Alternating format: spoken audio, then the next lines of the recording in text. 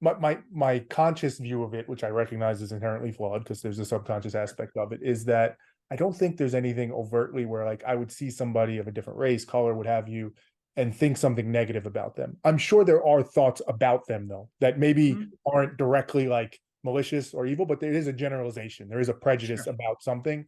I have no doubt that's there. The thing I think about most often when I think about like 100 years from now, when people look back, what's the thing that I might be embarrassed about that I didn't even realize in the moment? And it is something that I do realize. I think the thing that comes up for me most often of many is the prison system. Like when you look at the numbers Oh, of how many black men in particular are in prison, that's one of those ones that makes me think like after we finish this interview, I may run to the store and go get some groceries. And that's one of those things that I think about, like, how am I running to get groceries right now as if everything's fine? When in effect, there's like this institutional system that's just putting people back in chains right. in a lot of ways. And I don't say that to be like woke or virtue signal or any of that. It's just the facts of it, the number of people. Right.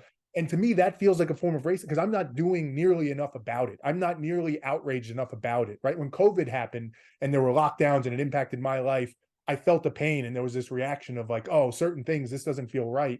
Yet when those people are being put in prison at the numbers in which they are, I should be way more outraged than I am. And to me, that feels like a form of racism if we're sticking with that definition we used earlier. Would it be okay if I shared my screen? Yeah, for sure. Let's do this real quick. Because You'll be the first one to this do may it, be this helpful. Daniel. So I'm excited about this. We're evolving as a podcast here live. Now I'm trying to remember how to share my screen. Share screen, big green button. Can't miss it. Does it allow you to Post do it? disabled screen sharing. I'll activate it for you. Some reason it's not letting me share it right now. It's not even giving me the option to open it to all participants. Okay. Maybe because we're recording. Well, I'll do this verbally. Yeah. So, I used to think of racism as a tug of war kind of thing. Yeah. Either you're racist or you're not. You're the good guys, the bad guys. Instead, the metaphor I use, the visual would be helpful, but uh, fighting racism is like pushing a truck up a hill with no engine. The truck doesn't have an engine. So the anti-racist people are working hard, pushing up the hill. Racist people are pushing the truck back down the hill. The hill represents the years of unfair policies and rules that go against equality. Now, where are most of the people? Most of us are claiming to be not racist, just lounging around on the back of the truck, not contributing in any way, shape, or form, but we are at the very least dead weight. The dead weight pushing down the hill just because we're not doing anything. Now, these positions are not static, they're dynamic, they can change. So as I'm sitting on the back of the truck, on a good day, I can realize, hey, here's an area where I can help. I get off the truck and I push up the hill for a while. And I have a lot of privilege, so it's entirely up to me how hard I push, when I push, and so on. Hmm. On a bad day, I know that there's the possibility that I'm going to be the guy pushing down the hill. And if I'm aware that it's a possibility, I'm more likely to catch it and stop it before I push a lot.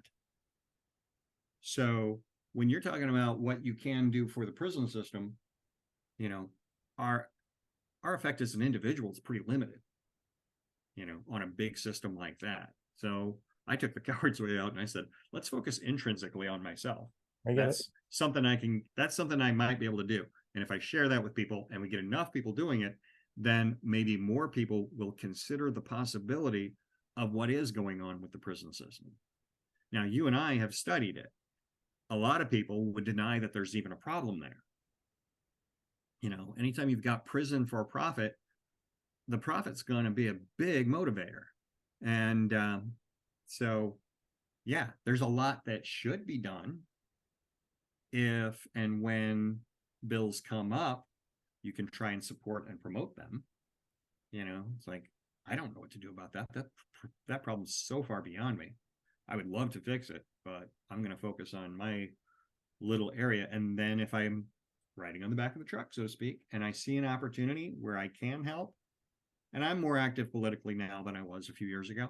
So if I do see that there is a candidate or a bill that needs attention or promotion, I'm going to promote that.